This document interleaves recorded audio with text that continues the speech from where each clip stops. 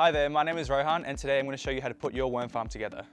A worm farm is a really great way to reduce your waste, recycle your scraps and put some goodness back into your yard.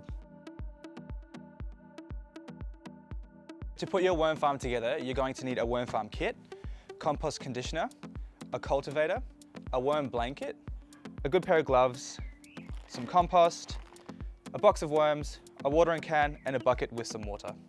The first thing we need to do is put our worm farm together. Start by setting up the home tray and attaching the legs.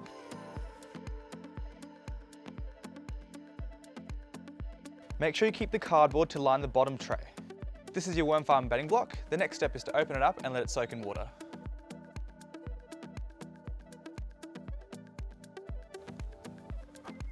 Once you've got your home tray on and your tray lined with your cardboard, the next step is to throw your worm bedding on. It feels a bit like a wet, thick mud, and once you've got it on, you've just got to spread it over, use your hand as a rake and get it all over that bottom tray. So here comes the exciting part. You're putting your worms into your worm tray. There's about 1,000 in a box. Not entirely sure who counts them, but these guys will do the job. After you've put your tray in, the next step is to put your scraps in. Scraps like this are a little bit too big and you want to make sure you have something nice and small so it's a lot easier to break down. Put a good heap of compost in just to add some organic matter.